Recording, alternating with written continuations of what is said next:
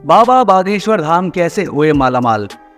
26 साल के बाबा बागेश्वर धाम, जिनका नाम धीरेंद्र शास्त्री है, अगर उनकी धन संपत्ति के बारे में जानेंगे तो आपके होश उड़ जाएंगे।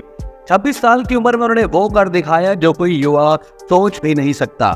आज करोड़ों लोग उनके लिए पागल हैं। उनकी एक झलक पाने के लिए सैकड़ों मील से पैदल चल के दुनिया भर के कोने कोने से आने के लिए तैयार हैं। जहाँ कुछ लोग धीरेंद्र शास्त्री को धोखेबाज और फरेबी कह रहे हैं, वहीं कई सारे लोग उन्हें एक अच्छा माइंड रीडर मान रहे हैं।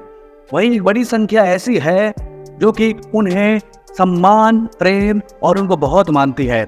लोगों का कहना है कि धीरेंद्र शास्त्री बालाजी के दूत हैं और वो उनकी समस्या का हल दे सकते हैं।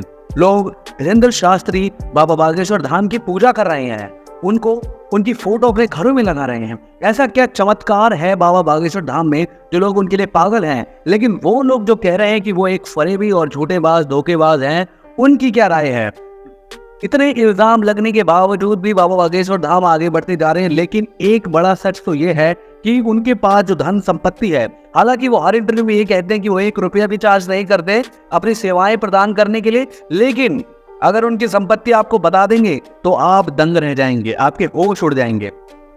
तो चलिए दोस्तों, पूरी जानकारी के लिए वीडियो एंड तक जरूर देखना, और अगर अभी तक आपने चैनल को सब्सक्राइब नहीं किया तो प्लीज सब्सक्राइब द चैनल। इनकी संपत्ति देख के उड़ गए लोगों के होश। सिर्फ 26 साल की उम्र में वो हासिल कर दिखाया जो कोई सोच भी नहीं सकता। पूरी दुनिया में इनके भक्त हैं। बड़े बड़े नेता, मंत्री से लेके वीआईपी और एनआरआई लोग जो कि यूएस, कनाडा, इंग्लैंड में रहते हैं, सब इनके भक्त हैं। दुनिया भर के कोने कोने से बड़े बड़े नेता हैं। यानी कि लंदन की क्वीन एलिजाबेथ तक ने उनको बुला लिया अपने पास और अर्जियां लगाने की दरखास्त की। बाबा बागेश्वर धाम अर्जियां लगाने के लिए दुनिया भर में भ्रमण करते हैं और दुनिया भर के लोग भी उनके पास आते हैं। उनका कहना है कि वो 1 रुपया भी नहीं मांगते किसी भी भक्त से। कोई भी उनके पास आके अपने परेशानी का समाधान मांग सकता है, वो भी मुफ्त में। लेकिन उसके बाद फिर भी करोड़ों की संपत्ति देख के लोगों के होश उड़ गए। जब बाबा बागेश्वर धाम से पूछा कि आपकी संपत्ति क्या है इंटरव्यू में, तब उन्होंने कहा कि करोड़ों जनता की जो दुआएं हैं, उनका प्रेम है, वही उनकी संपत्ति है। उन्होंने छाती ठोक कर कहा कि हम 1 रुपया भी चढ़ावा नहीं मांगते, लेकिन हाँ, अगर कोई श्रद्धालु अपनी श्रद्धा से कुछ भी देना चाहे तो हम स्वीकार कर लेते हैं।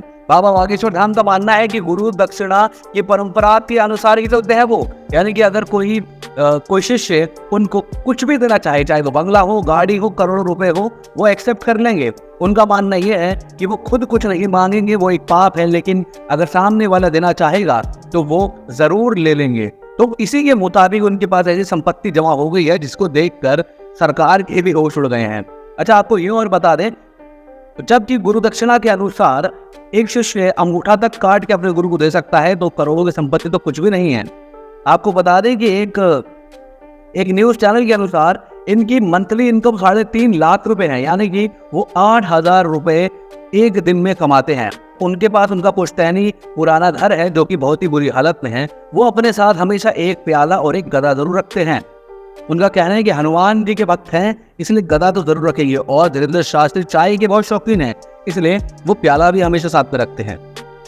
धीरेंद्र शास्त्री का जन्म 4 जुलाई 1996 में हुआ था मध्य प्रदेश में। मध्य प्रदेश में छतरपुर नाम का जिला है जिसके अंदर गौड़ा गांव है, वहां पे उनका जन्म हुआ था। उनके जो पिता हैं, उनका नाम राम कृपाल गर्ग है, जो कि खुद भी पूजा पाठ कराते थे अपने गांव में, अपने जिले में। लेकिन धीरे धीरे धीरेंद्र शास्त्री का भी रुझान इस तरफ बढ़ गया।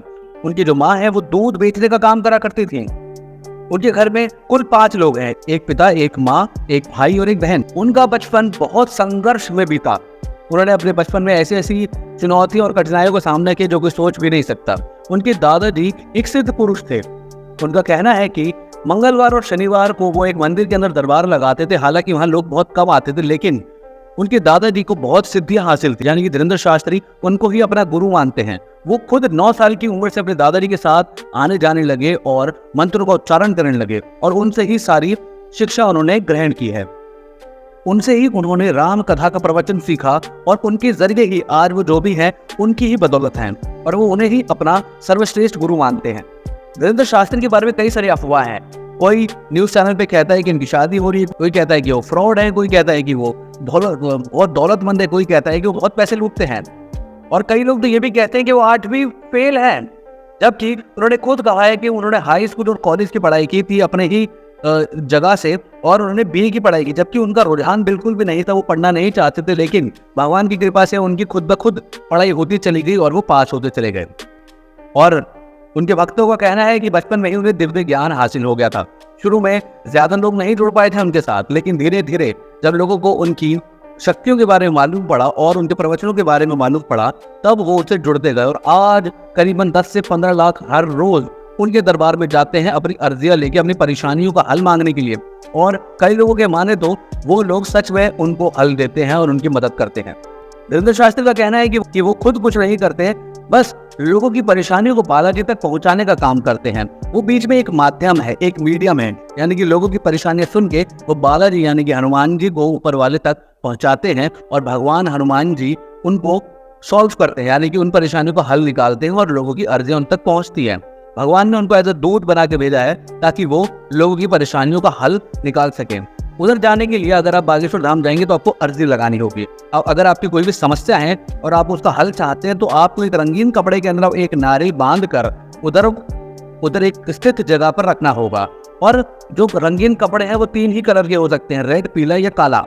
अच्छा, इन तीनों रंगों का अलग अलग महत्व है। जैसे कि अगर आपकी एक नॉर्मल अर्जी है, नॉर्मल बाधा है, जॉब नहीं लग रही या पढ़ाई में दिल नहीं लग रहा, कोई ऐसी बाधा है, तो आप लाल रंग के कपड़े में नारियल को बांध के रखेंगे। लेकिन अगर आपको शादी की परेशानी है या फिर घरेलू झगड़े हैं तो आप पीले कपड़े में बांधेंगे। और अगर आपके ऊपर प्रेत बाधा है या फिर आपके ऊपर ऊपरी चक्कर है, भूत बाधा है, तो आप काले कपड़े में नारियल बांध के रखेंगे।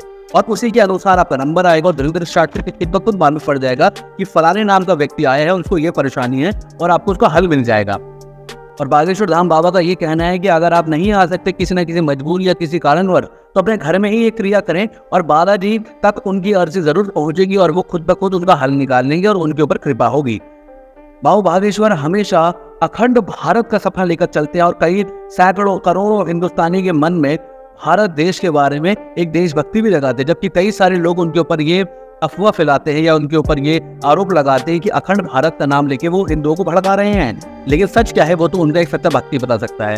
दोस्तों, क्या आप भी बागेश्वर धाम जाना चाहेंगे और अपनी समस्याओं को हल मांगेंगे? दोस्तों, अगर आप भी हनुमान जी के भक्त और बागेश्वर धाम जाना चाहते हैं तो जय श्री राम और जय बजरंग बली जरूर लिखना। तब तक के लिए और इस वीडियो को ज्यादा से ज्यादा शेयर कीजिए ताकि हर एक व्यक्ति को मालूम पड़े कि हनुमान जी की कृपा, हनुमान जी की शक्ति क्या है।